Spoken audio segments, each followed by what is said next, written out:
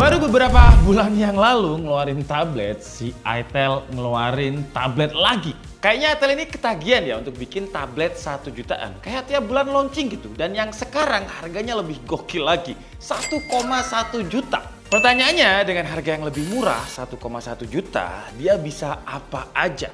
Dan siapa yang mau beli? Jadi kenalin, ini adalah itel Tab Vista 10 Mini.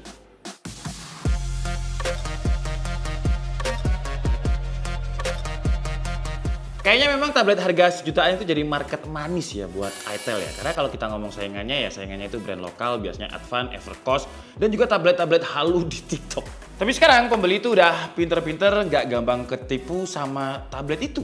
Kenapa saya bilang ini market yang manis? Karena kalau kita lihat si Advan aja di tablet harga 1 jutaan bisa jualan 8.000 unit. Nah si itel dengan itel Vista Tab 30-nya itu 1.600 unit. Si itel Tab Vista 10-nya itu terjual sekitar 300 unit. Itu cuma di e-commerce official Shopee-nya aja ya, belum yang Tokopedia dan belum reseller yang lainnya. Kalau kita lihat di kelas harga yang sama, si itel Tab Vista Mini ini harganya 1,1 juta, ini head to head banget sama Advan X Tab yang harganya juga 1,1 jutaan.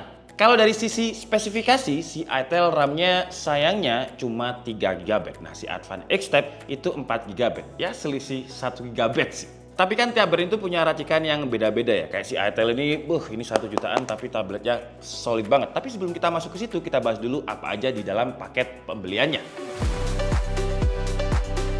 Paket pembelian sih standar ya. Dia ada tabletnya sendiri, buku, dan charger yang sayangnya cuma 10 watt. Desain untuk harga 1 jutaan, ya saya bisa bilang oke lah dengan ada lensa gimmick seolah-olah mirip sama iPad. Dan pas dipegang, beda banget, nggak kayak tablet 1 jutaan. Karena ini dia pakai aluminium, feel-nya ini premium. Dan ini solid banget loh aluminiumnya ya. Kalau kita bending-bending juga...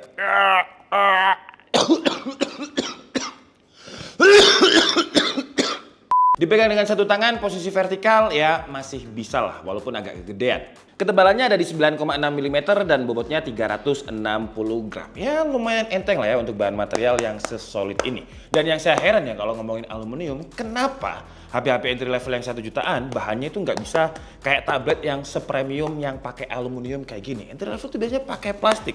Padahal tablet itu secara dimensi dia lebih gede, jadi material yang dibutuhkan kan lebih banyak ya. Tapi kenapa tablet 1 jutaan udah bisa pakai aluminium? Coba deh buat kalian yang tahu atau utarakan aja pendapatnya di kolom komentar. Si itel ini mirip sama Huawei MatePad yang 7 jutaan. Feel-nya kalau dipegang, aluminiumnya juga kayak sama.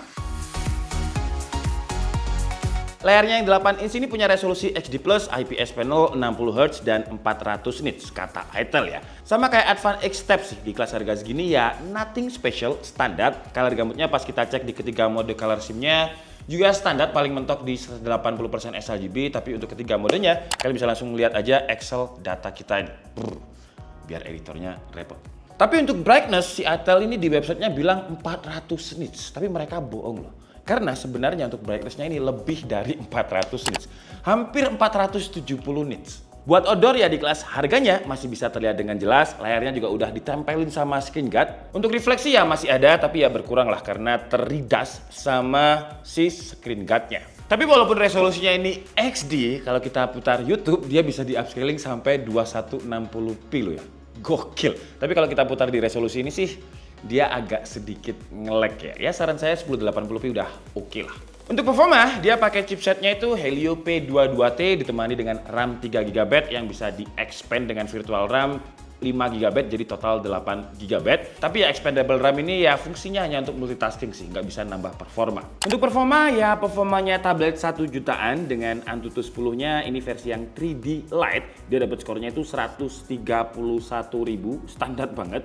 Untuk Geekbench single core-nya itu di 151, multicore-nya di 837. Dan kalau digunakan untuk main game, ya kita harus milih-milih gamenya sih. Contohnya kayak game Mobile Legends masih oke lah. Dengan grafik yang dia dapat itu ultra dan high, jadi average-nya bisa dapat 60 sebenarnya. Cuman karena chipsetnya nggak mumpuni, jadi average FPS-nya ada di 32 dan drop-dropnya itu kadang 20 loh, gokil. Terus untuk PUBG dapat settingannya smooth medium, jadi average FPS bisa 30 sebenarnya. Cuman kalau kita lihat di sini grafiknya, kadang bisa drop sampai 9 FPS. Wah gila, ini sebenarnya kalau Daniel Gila, ini lewis gak kuat, gak usah dipersonil.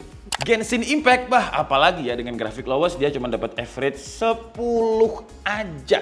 Ya, jadi performanya sih memang ini tablet yang marketnya bukan untuk gaming. Karena biasanya untuk tablet harga segini ya digunakan untuk keperluan yang ringan. Tapi kan walaupun keperluan ringan, baterai juga jadi salah satu faktor penting ya. Dan untuk baterainya, sayangnya ya walaupun dia segede ini tapi kapasitas baterainya itu sama kayak smartphone, ada di 5000 mAh. Yang data baterainya sih ya standarnya 5000 mAh ya dengan Genshin Impact. Kita coba 20 menit berkurang 6%, PUBG 20 menit berkurang 6%, TikTok, YouTube dan juga Netflix 30 menit itu berkurang 6%. Untuk waktu pengecasannya karena adapternya 10 watt ya, kita coba untuk ngecas 0 ke 100% dia butuh waktunya itu 2 jam 40 menit. Ya lumayan lama. Sekarang kita bahas kamera ya. Saya penasaran untuk kameranya dengan harga segini kita dapat kamera seperti apa. Kita coba kamera depannya dulu. Dan kira-kira seperti ini untuk kualitas kameranya ya. Wah, nge-lag terus juga kameranya. Ya kayak webcamnya laptop, tapi kalau digunakan hanya untuk meeting online sih cukup. Tapi kalau digunakan untuk vlogging ya bukan segmennya ya. Sekarang kita coba untuk kamera belakang. Kamera belakangnya kira-kira kualitasnya seperti ini dengan kondisi lighting yang menurut saya juga udah cukup. Apakah ada noise? Ya kalian lihat sendiri sih dan kalian bisa tulis di kolom komentar. OS dia pakai OS Android 14. Bloatware-nya ini minim banget dan dia juga nyediain aplikasi Learning Center buat anak-anak. Memang biasanya tablet harga segini marketnya ya kalau nggak anak kecil dibuat educational, buat admin kasir atau cuman sekedar Zoom meeting atau juga bisa digunakan sebagai car entertainment. Jadi kita tempelin di mobil terus bisa digunakan untuk entertainment ataupun panduan maps karena dia juga sudah ada GPS-nya.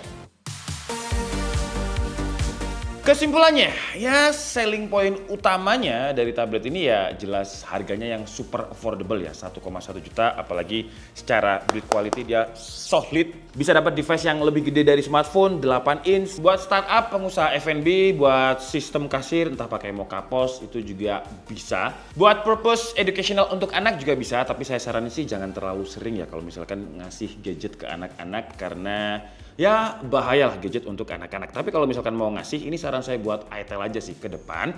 Mungkin bisa dikasih aksesoris eksternal ya, kayak semacam aksesoris yang food grade. Karena biasanya ya balita itu kalau dikasih tablet dia tuh nyetir bro. Nggak nyetir, tadi drama aja sih biar lucu. Karena biasanya balita itu kalau misal dikasih tablet ya gini-gini, dia tuh kayak semuanya dimakan gitu. Minusnya ya di RAM-nya ini cuma 3 GB ya, 4 GB aja udah ngos-ngosan, apalagi ini 3 GB ya. Nah, si Avantab VX dengan harga yang sama dia bisa kasih RAM 4 GB. Tapi kalau cuma buat ya keperluan kasir, entertainment di mobil dan keperluan ringan aja, sebenarnya 3 GB atau 4 GB itu bukan selisih yang gimana-gimana gitu. Asal ya harus ekstra sabar karena kadang juga masih ada nge-lag-nya. Ya wajar, 3 GB 1 juta. Saya Nika Budi and see you on the next video. Bye bye.